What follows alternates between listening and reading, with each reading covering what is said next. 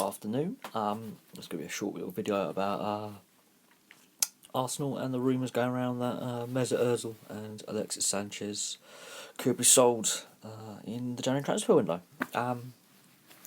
It's a weird one because I'm surprised they didn't get sold over the summer.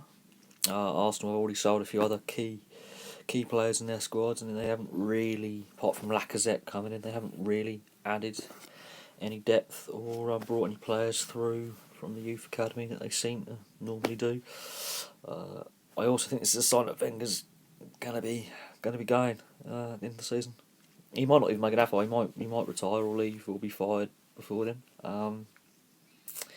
Sanchez is just not motivated really anymore. Ozil's too hit and miss. He's good one day, bad the next. So it's a bit weird that these rumours are coming out in the middle of October rather than a bit closer to the transfer window opening in December, in January time. But these rumours have been on the cards on a regularly for the last couple of years, and Wenger has even admitted that they may go. But who does he replace them with? Because normally the transfer windows feel like those clubs struggling for a bit of form to strengthen squads, and those who have got players to offload really. They offload them and they reduce their wage bill. It's a crazy.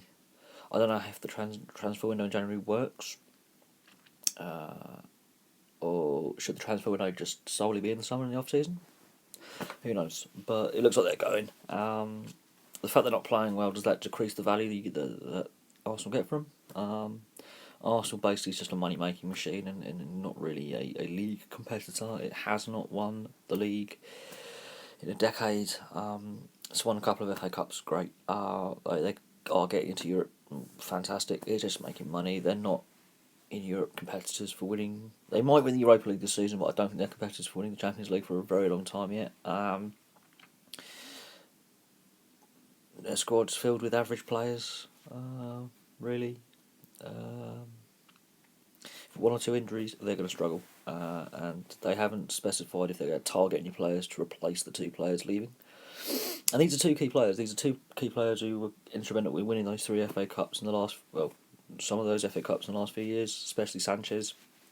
Ozil is instrumental in when they do find form and when they do pass the ball around, which is magical to watch, getting into Europe. I don't think Jack Wilshere is of the same standard as Mesut Ozil, because I don't think he'll last another couple of years before he retires or falls into obscurity, because he's constantly unfit, he's constantly injured, he's constantly in doing things off in his private life, getting caught on camera, partying hard and being a bit of a playboy. And he did quite well at Bournemouth. I think Bournemouth was a better fit for him, because he was getting the game time and getting fit, and Eddie Howe had him on the right path.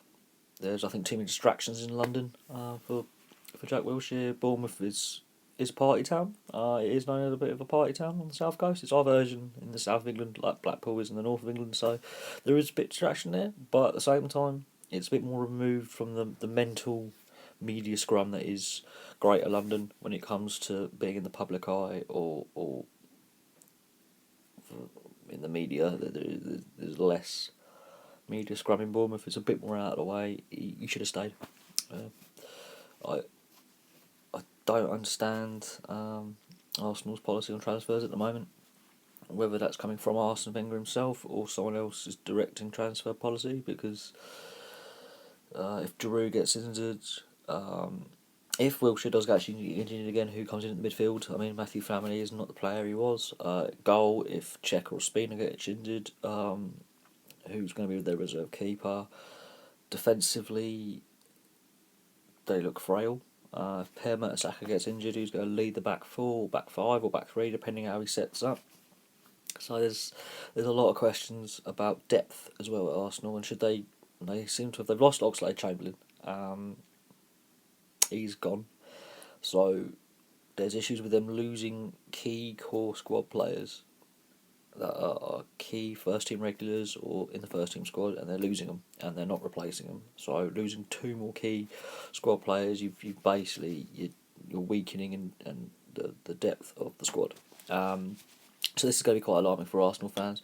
Whether it's a sign that Wenger will go and that a new manager will come in, or new management structure, is this him basically saying, right, this is the end of my reign?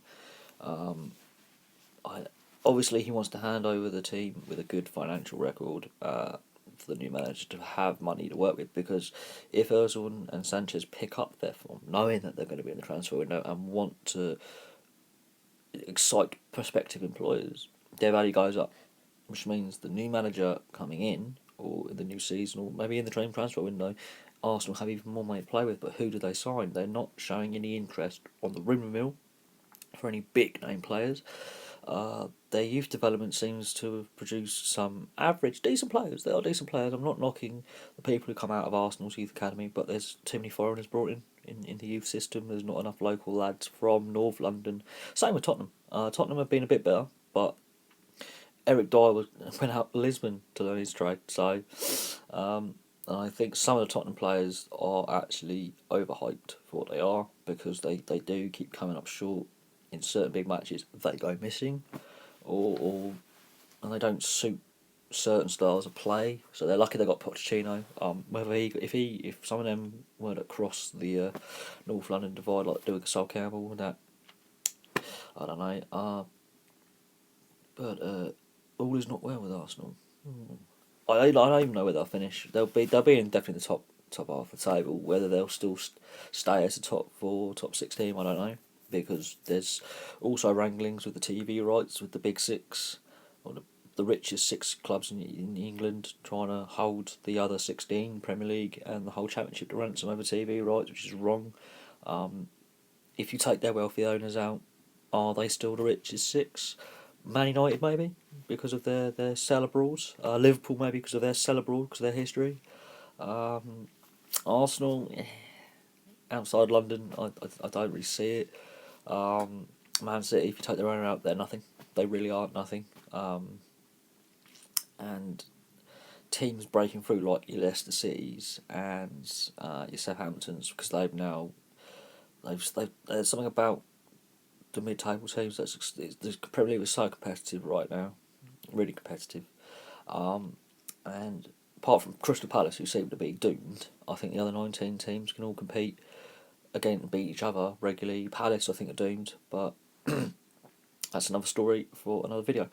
But this whole transfer saga with Arsenal, they're losing players and not replacing them. And if they lose Ozil and Sanchez, I think they stuff themselves. They will go on, and that'll be the end of Wenger, because they haven't really shown credible interest on the rumour wires of signing players. Anyway, I'll leave that there. Welcome to discuss. Please like, subscribe. Yesterday was some big traffic on the channel. Obviously, so I'm on Twitter as well. So you'll see up on the Twitter feed. There's other videos. Please scroll through. Just click on a video. There's some major topics that I've been talking about lately. And it would be nice to get more people's feedback on that.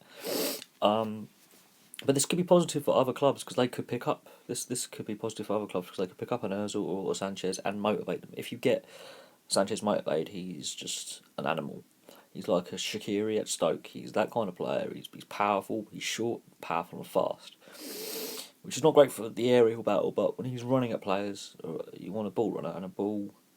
And someone who moves off the ball. Ozil is a creative player. If you actually get him motivated, which I don't think Wenger has 100% of the time, when he's motivated, like when he plays for Germany, or when he was playing at Real Madrid, my God, he is unstoppable. Wenger seems to have slightly lost the dressing room, I think, or lost the interest of some of his key players in key positions, and unfortunately he's not replacing them. And the players he has brought in, I'm not saying the players at Arsenal are bad players. They are very, very good players. They've reached a high level, but they don't seem as motivated, and they don't seem to fully deal with going behind, losing. They lose their way in big games, and that's got to come down to the message coming from the touchline. This is they are technically brilliant. They're technically on the ball brilliant. They can pass, they can ping a long ball. Yes, the long game isn't dead. They can run. They can do everything that you expect from a modern football player, but they go missing, and their confidence goes missing with them. And this is why Arsenal are not the Arsenal of 10, 15 years ago, because they don't have a Thierry Henry, they do not have a Patrick Vieira, they don't have a Ray Parlour, they don't have a Mark Overmars, they don't have a Dennis Bergkamp. They have not replaced those players. Matthew Flamini was there at the end as a younger player, so he's, I think, the only link with the old Arsenal. Apart from the manager, Matthew Flamini is the only link with the old Arsenal, and he can play everywhere. He has played in goal, for Christ's sake. He can run all day. He's not the most skilled player, but my God, he is a utility player, and he gets undervalued. Apart from that, they've got no real leaders apart from Saga. He gets injured, they are stuffed. If he gets injured at the back, their defence does not look capable of defending. Really, they don't look organised. Monreal is not really a defender; he's more of a winger, but he's in a wing back role. Kieran Gibbs, he doesn't get it. And Walcott seems to be constantly either injured or unfit. Jack Wilshere seems constantly all over the place. Where is his mind at? Where is his motivation at? And Ozil and Sanchez leaving.